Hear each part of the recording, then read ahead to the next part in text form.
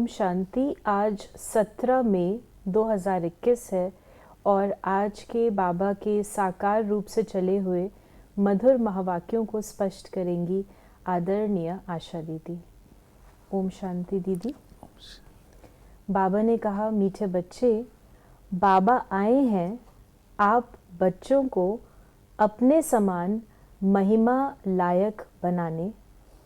बाप की जो महिमा है वो अभी तुम धारण करते हो।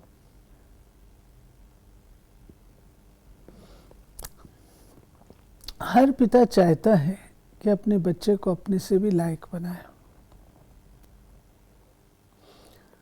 पिता का एक संबंध ऐसा है जिसमें बच्चे को अपने से ज़्यादा लायक देकर के खुशी होती है। तो प्यारे बाबा ने आने पर हम बच्चों को आप समान महिमा योग्य बनाने का ज्ञान दिया। पालना भी करते हैं, ज्ञान भी देते हैं, पालना भी करते हैं। प्रश्न है, भक्ति मार्ग में परमात्मा माशूक को पूरा न जानते भी कौन से शब्द बहुत प्यार से बोलते और याद करते हैं।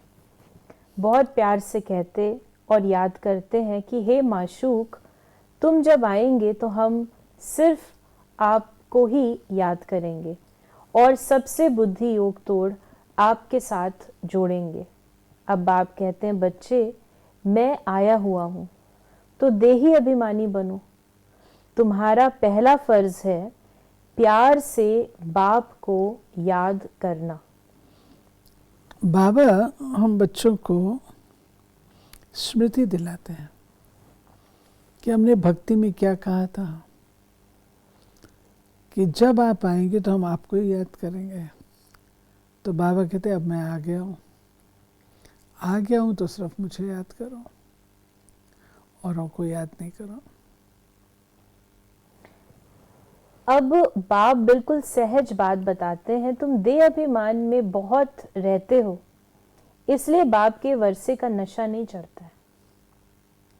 तुमको तो बहुत नशा चढ़ना चाहिए। भक्ति करते ही हैं भगवान से मिलने के लिए। यज्ञ तप दान पुण्य आदि करना ये सब भक्ति है।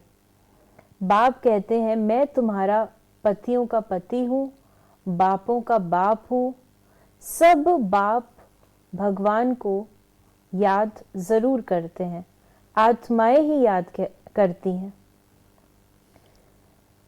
फिर बाबा कहते हैं कि जो सर्व संबंधों का सुख संगम युग पर आत्माएं लेती हैं वो उनको याद रहता है। तो भक्ति में वो फिर गायन करती हैं, सर्व संबंधों के सुख को याद करती हैं। लेकिन वो तब अनुभव नहीं कर सकते हैं क्योंकि जब बाबा आए तब तो अनुभव कराए।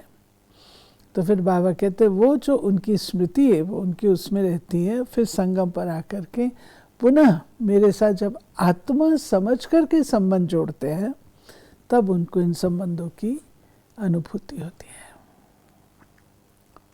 दुनिया में ये किसको पता नहीं है कि परमपिता परमात्मा बिंदी है तो मूंझ पड़े हैं। बच्चे भी कहते हैं, बाबा किसको याद करें, हमने तो सुना था वो बड़ा लिंग है, उनको याद किया जाता है, अब बिंदी को कैसे याद करें। अरे तुम आत्मा भी बिंदी हो, बाप भी बिंदी है। बाप समझाते हैं, बच्चे ऐसे मत समझो कि हमको अनेक वर्ष जीना है। अभी समय बहुत नजदीक होता जाता है। निश्चय रखना है, बाबा को ब्रह्मा द्वारा स्थापना करानी है। बाप खुद कहते हैं, मैं इस द्वारा तुमको सृष्टि के आदि मध्य अंत का राज बताता हूं। ये नहीं जानते कि नई दुनिया को विष्णुपुरी कहा जाता, अर्थात विष्णु के 2 रूप राज्य करते थे। बाबा ने शुरुआत की इस पॉइंट की कि ये मत समझो कि हमने यहाँ रहना ही रहना है,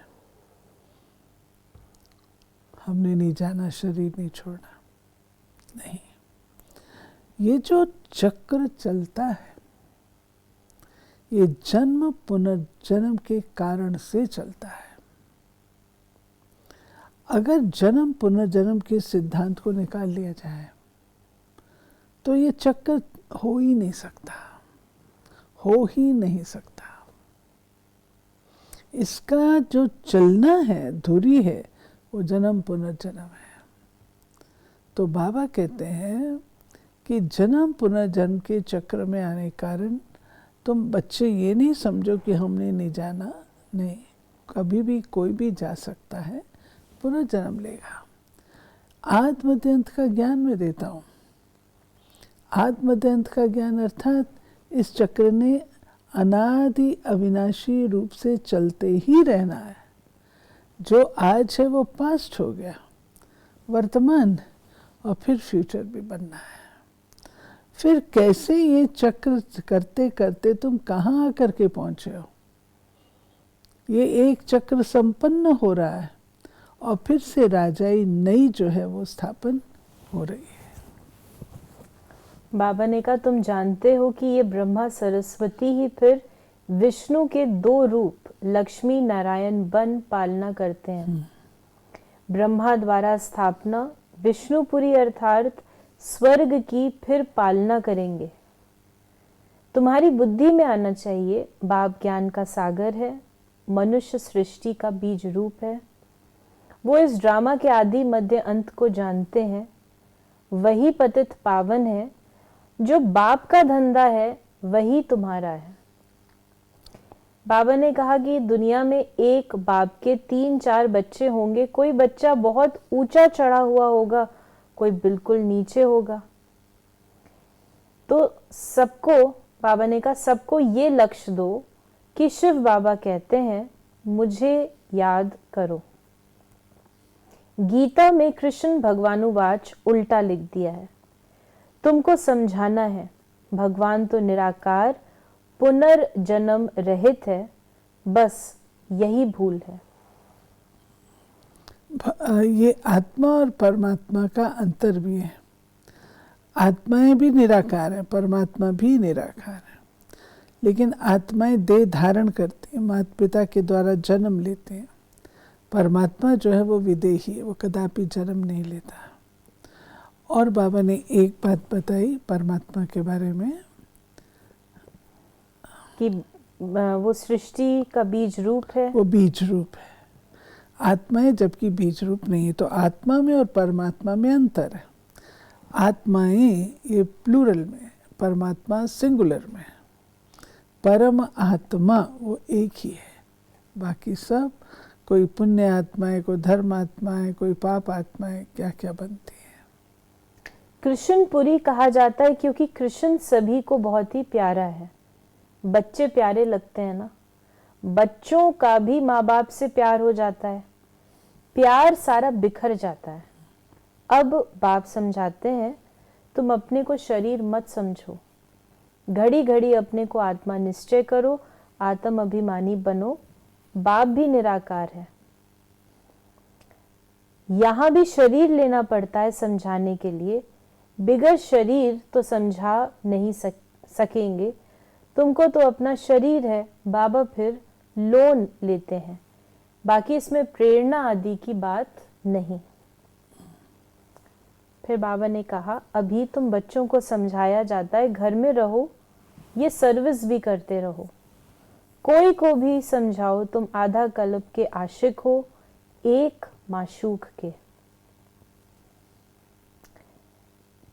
बच्चा हमेशा बाप को, बच्ची माँ को याद करती है। हम जिन्स है ना। बच्चा समझता है हम बाप का वारिस बनेंगे, बच्ची थोड़ी कहेगी, वो तो समझती है हमको पियर घर से ससुर घर जाना है। अब तुम्हारा निराकार और साकार पियर घर है। बुलाते भी हैं, हे परम पिता परमात्मा रहम करो, दुख हरो, सुख दो, हमें लिबरेट करो, हमारा गाइड बनो। परंतु उसका अर्थ बड़े बड़े विद्वान आचार्य भी नहीं जानते। फिर बाबा ने कहा कि यहाँ तुमको साक्षात्कार होता है तो जादू जादू कह देते हैं। साक्षात्कार तो 9 भक्ति वालों को भी होते हैं, बहुत तीखे भगत होते हैं उन्हें। ये जो बाबा कह रहे हैं ना जादू वाली बात, ये है यज्ञ की शुरुआत की बात। उसमें शिव बाबा ने आत्माओं को अनुभव कराना था। तो ब्रह्मा बाबा के फेस से कईयों को साक्षात्कार होता था, ब्रह्मा बाबा की दृष्टि से होता था, मस्तक से होता था। ऑलराउंडर कहते हैं जैसे गोला, कोई लाइट का गोला था, किसी को ब्रह्मा में श्री कृष्ण दिखाई देता था। अब ऐसे थोड़ी हो सकता है, ब्रह्मा का शरीर तो बूढ़ा और श्री कृष्ण तो बिल्कुल छोटा, तो वो कैसे? तो ये शिव बाबा की कमाल थी। और एक घड़ी में परिवर्तन, तो लोग ज़रूर कहेंगे ना जादू है, इसलिए जादू जादू की बात प्रसिद्ध हो गई। बाकी जादू कोई ऐसा नहीं है, ये ईश्वरी जादू ज्ञान का है। बाबा ने कहा घर में बैठे बैठे भी बहुतों को साक्षात्कार होते रहते हैं। दिव्य दृष्टि की चाबी मेरे पास है। अर्जुन को भी मैंने दिव्य दृष्टि दी ना, ये विनाश देखो, अपना राज्य देखो। अब मामेकम याद करो तो ये बनेंगे। बाबा ने कहा कि पहले पहले बाबा का आकर्षण था, बहुत आते थे। शुरुआत में सारा आंगन भर जाता था, जज, मैजिस्ट्रेट सब आते थे। फिर विकार का झगड़ा शुरू हुआ, कहने लगे बच्चे नहीं होंगे तो सृष्टि कैसे चलेगी। तो ये सृष्टि बढ़ाने का कायदा है। गीता की बात ही भूल गए कि भगवानुवाच है, काम महाशत्रु है, उस पर जीत पानी है। फिर बाबा ने कहा कि कई तो दोनों भी ज्ञान लेते हैं और कोई तकदीर में नहीं होगा तो क्या कर सके, एक हंस एक बगुला बन पड़ते हैं। बाबा आकर के ये जो वंडरफुल बात है, असंभव को संभव करके दिखाना, वो ये है कि घर गृहस्थ में रह करके पवित्र बनना है। घर गृहस्थ में रह के पवित्र बनना कौन बताता है? कोई भी नहीं बताता, कोई नहीं बताता। सब कहते घर गृहस्थ वो माया जंजाल है, ये है। बाबा कहते तुम तो कहते हो ये आश्रम है, तो आश्रम कहाँ है? आश्रम जहाँ पवित्रता है, आश्रम जहाँ शांति, आश्रम जहाँ अनुशासन है, उसको कहा जाता है। तो ये आश्रम बना के बाबा दिखाता है, कमल के पुष्प का मिसाल देता है। ये तुम्हारा एग्जाम्पल है, ऐसा तुमको बनना है। तो वो ज्ञान है। ज्ञान कौन सा? तुम आत्मा हो, वो भी आत्मा है, और तुम मुझ परम पिता परमात्मा की संतान हो। ये तुम्हारा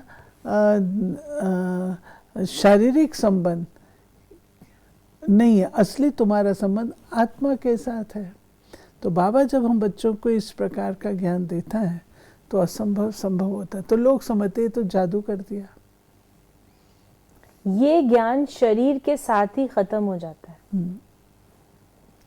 अब ये खेल पूरा होता है, सब एक्टर्स हाजिर हैं, बाबा भी आया है, रही हुई आत्माएं भी आती रहती हैं।